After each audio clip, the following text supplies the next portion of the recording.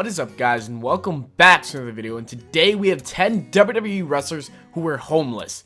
Coming in at number 10, we have Tony Atlas. Wrestling in the 1970s and 1980s was totally different. Tony Atlas was wrestling for many companies such as WCW and the NWA. While he was young, he made the choice to move to LA. This was a terrible decision because Atlas became addicted to drugs, which were very expensive. Atlas said in an interview that he actually became homeless in 1989. He was sleeping on park benches for 18 months and even lost 90 pounds. Thankfully, Vince McMahon gave him a call to come back as a wrestler. This would motivate Atlas to get back in shape, and he claims this would save his entire life. Good guy, Vince. Number 9, Chyna. Chyna was one of the biggest stars in the Attitude Era. While most women were basically only there for eye candy, Chyna's incredible physique made her different and tough enough to actually face male members of the roster. She became the IC champion after defeating Jeff Jarrett. Although she had a great career in the WWE, she was released, and this would be the beginning of the downfall for her life. Chyna would develop a drug and alcohol problem in 2001. This can be linked back to her childhood. Her father took out her student loans, which would put her in debt for thousands of dollars. At age 16, her mother had kicked her out of the home. This would leave her with nowhere to go, which caused her to be homeless. Also, she had lost connection with her family for 30 full years. Number 8, Rich Swann. Before Rich Swann joined the WWE Cruiserweight division, he was a teenager who lost both of his parents. He grew up in Baltimore, Maryland, and his mother passed away from poor health, while his father was murdered. Swann was on his own, and while he was alone, he became addicted to cocaine. As soon as his usual dealer died from a heart attack, Swann decided to quit drugs and turn his life around. He was able to find his aunt, who helped him by providing him with an apartment. Swann would shortly get his high school diploma. Even though the events in his life were depressing, it made him even more motivated to strive in life and become successful. After wrestling many years with promotions like CZW, Swann was able to develop into one of the better cruiserweights today. It is incredible how happy and upbeat he is nowadays. This just proves when life hits you hard, you gotta keep your head high. Number 7, TJ Perkins. TJ Perkins, the current Cruiserweight champion, had a rough life when he was younger. Before competing all around the world in places such as TNA and other wrestling promotions, he had a difficult beginning. TJ Perkins made his wrestling debut at the age of 14, but that doesn't mean he always had a roof above his head. He spent a majority of his time in his 20s without a home. He continues to carry the key to the first home in which he was kicked out of while he was wrestling. It reminds him of how far he has come in life, such as competing at Ring of Honor, TNA, and finally WWE. It's truly a great feel-good story for Perkins, and I hope we see even more success for his life. Number 6, AJ Lee. AJ Lee was one of my favorite female wrestlers of all time.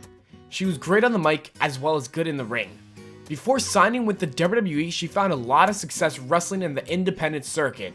AJ Lee was a 3-time WWE Divas champion and also became very popular with all of the storylines she was included in.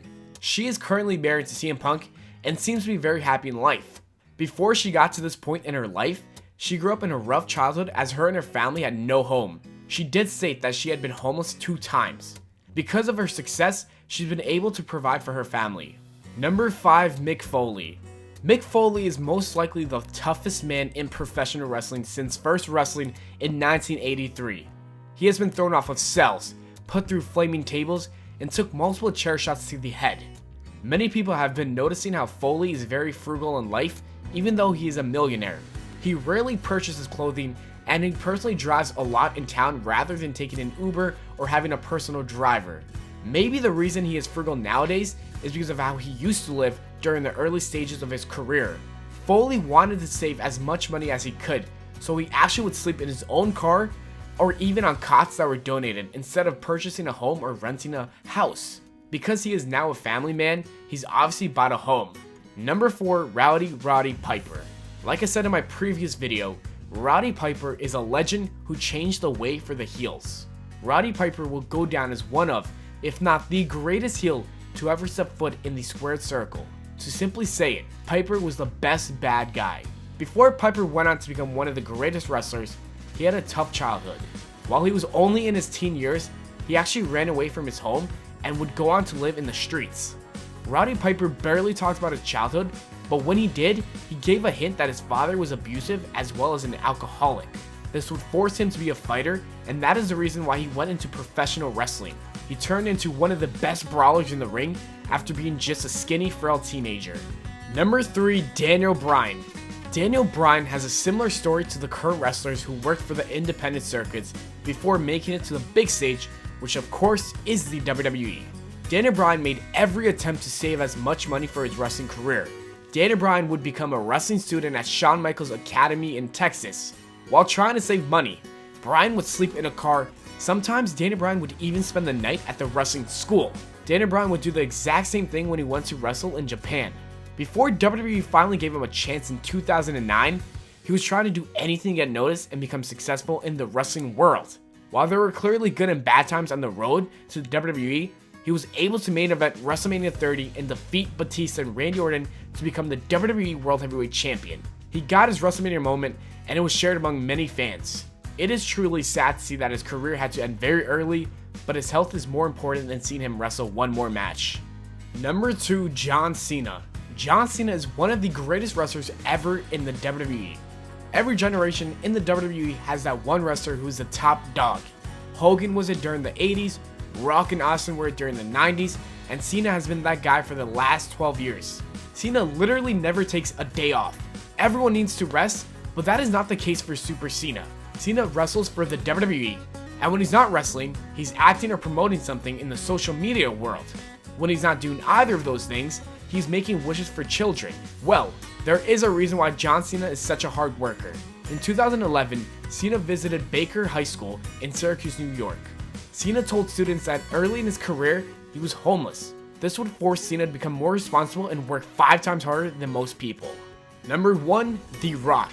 The Rock was one of the fastest and uprising wrestlers of all time in the WWE. He quickly found success and won the WWE Championship in 1998. Rock would go on to Hollywood making millions of dollars, and his net worth is actually $256 million this year.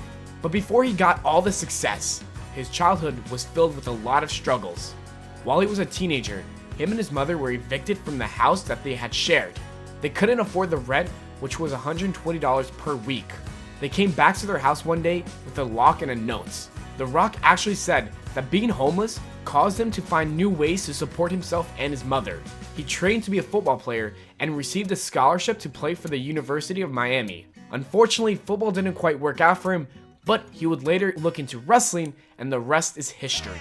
As always, thanks for watching the video, guys. I hope you all enjoyed. If you did, don't forget to leave a like and subscribe for more. Follow me on Twitter at WWE Pllana. If you want 10% off your next Slam Crate from Loot Crate, use the discount code WWE Pllana. Also, check out my other channel, Official Life Facts. Take care and spike your hair. No diggity, darling. I'm not the bad. 1738. No diggity, darling. I like the way you work it.